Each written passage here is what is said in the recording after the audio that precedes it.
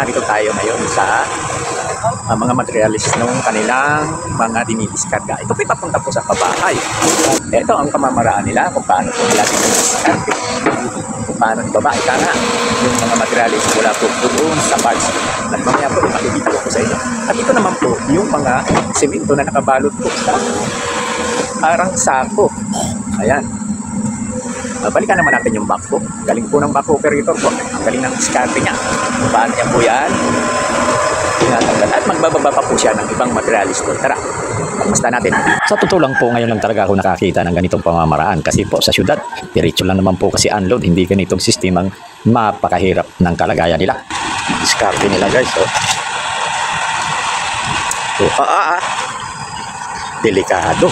Tumuwad yung sa bigat ng kabilya guys. Delikado rin pala yung pagdiskarga. Yan siya umangat yung puwit ng backhoe sa bigat ang kanyang ginubuhat. Magaling lang talaga yung operator ng backhoe. Paakyat pa ganun. Ayan guys, ito muna, tatanggal na siya. To the rescue po ang kanyang pahinante at magaling naman din dumiskarte. Ito na siya, hinahatak na. Mabigat po yan, kaya hirap pong humatak yung backhoe. Kasi mantakin mo naman yan kung ilang kilo yung hinahatak niya. Ayan po, nagmamaniobra yung backhoe. Hinahanapan niya po kung saan niya po dapat ilapag yan. Pero ang sabi nung kasamahan niya, doon daw sa bandang likod para hindi po maging sagabal sa iba pang kargamentong ibababa o ilalagay dyan sa lugar na yan. Tatabihan doon na hindi nakaharang. Ayan po, hahatakin yan patungo po doon sa likod. Nang sa gayon po ay may iba namang mailalagay dyan sa lugar na yan. Meron pa po silang ibang ibababa pagkatapos nito at ito na nga po ang kanilang pamamaraan naman ulit. Ginagawa ko ng paraan para maiangat yung tawag dito, pinaka-sampahan para makasampa po yung backhoe. Pagmasdan nyo po kung paano mo discard yung ginagawa. Ayan. Nakasampa na siya.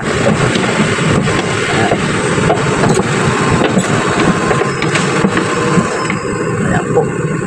Nakasampa na. Ayan po, kasalukuyan na pong nagdi-discarga po ang ating subject.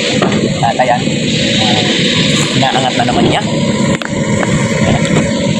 Inaangat. Inaangat. Ito pa nga malapit. Ganun po ang discarte.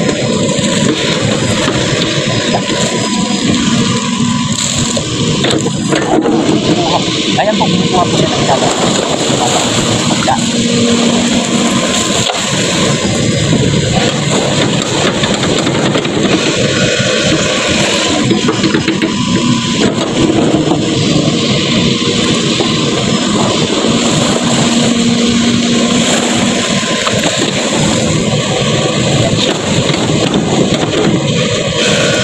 Kailangan pong tambakan yung bahaging yun.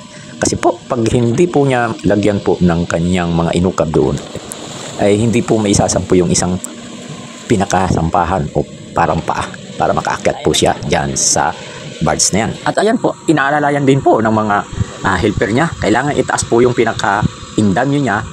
Nang sa gayon po, ang purpose kasi dyan ay mailapit ng konti po yung barge dito po sa kanya. Kasi po, pataib na rin naman, kailangan medyo ilapit para hindi po hirap bumaba yung backhoe. Kasi po minsan tumitikwas udo, tumutuwad po yung backhoe sa alanganin niyang posisyon. Kaya ito po, ginagawa ng paraan ng backhoe operator para po mapalapit dito po sa kanyang kinalalagyan. Hinatak po para medyo mapalapit.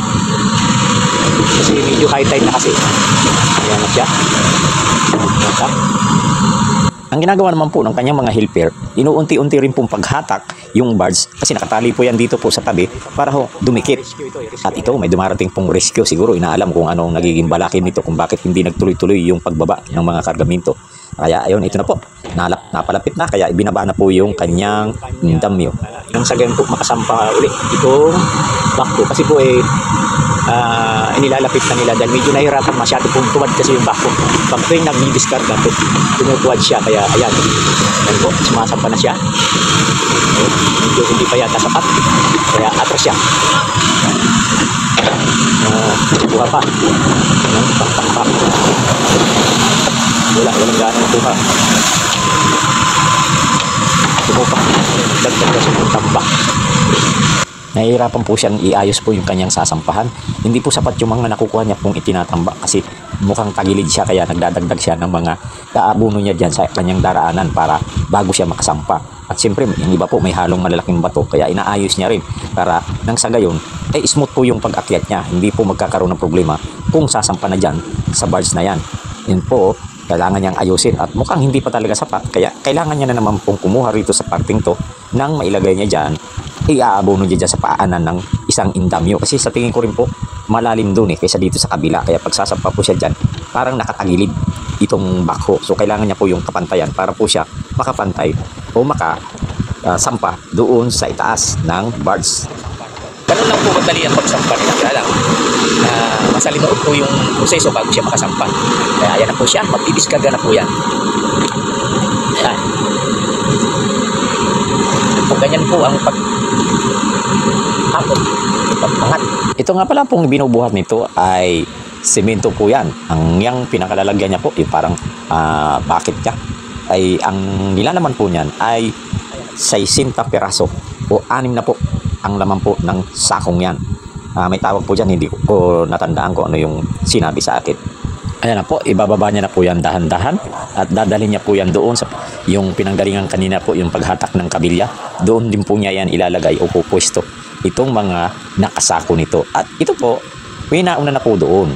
Ang iba po niyan, inuunti-unti na rin pong hakutin ng mga tauhan din po nitong kumpanyang to. Naroon po, kanina napakita ko sa inyo na hinahakot na rin po nila mano-mano po doon sa karsada. At mayroon doon nakaabang na rin pong mga motorsiklo na maghahakot po papunta naman doon sa construction site po doon mismo sa pabahay. At ayan po siya. Ang cute niya pong tignan, ano? Akala mo lang po ay laruan pero hindi, tunay po yan. At ito po ang paglalapagan. Hindi lang tayo pwedeng lumapit po kasi baka pagalitan tayo at saka kung sakali may mangyari ng aksidente medyo malayo po tayo. Ayan.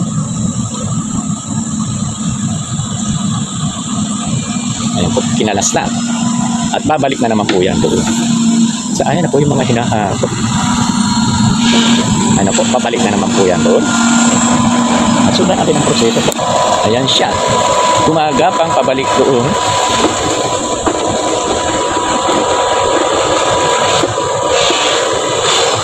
Dadagdag pa siya. Medyo close up nga natin ang konti.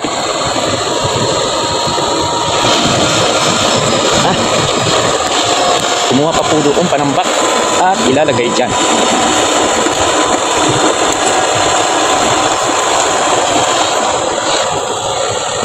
Binagdag kasi medyo kulang.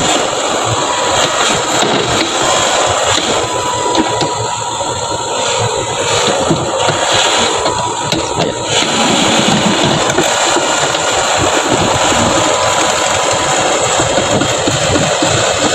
Tuturugin yung bato kanina doon. Hindi, lumis lang yung bato. Hindi siya nasagasahan. Ayan guys, nakilang kasi yung karga. Ayan yung pakis na, diba? Ayan po, kita nyo pa po ba ang karga.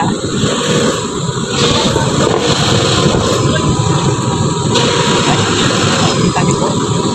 Mga tingin. Ayan. Doon pala sa loob guys. Ayan, doon pala sa loob may pinaka uka na sahig para siya mangat. Ayan o, hindi tumakbo yung mga kargamento kung sakali mang gumalaw. Ayan po, naroon siya. Siya, ganun lang po. Ayan. At patungo na po yan doon sa didiskargahan. At ayan ulit po, pang ilang sako na po yan. 4 na lalagyan na po ang naibaba niyan. Hahakot na po yung iba kaya hindi po natin napansin. 2 na lang yung nakikita dyan. Matagal na natin itong hindi maaktuhan ng pagbuka. Balik na naman siya doon. Isang sako. 2 pa. 2 sako pa siya. Ayun na po, pabalik na naman po ulit siya. Sasampa na naman po siya dyan para magkarga na naman. So siya guys, ayan na lang po na yung magbabahagi ko sa iyo. Okay? Ang mga kaganapan ka nga dito sa karga o diskarga. Siya, maraming salamat sa inyong panonood. Bye-bye.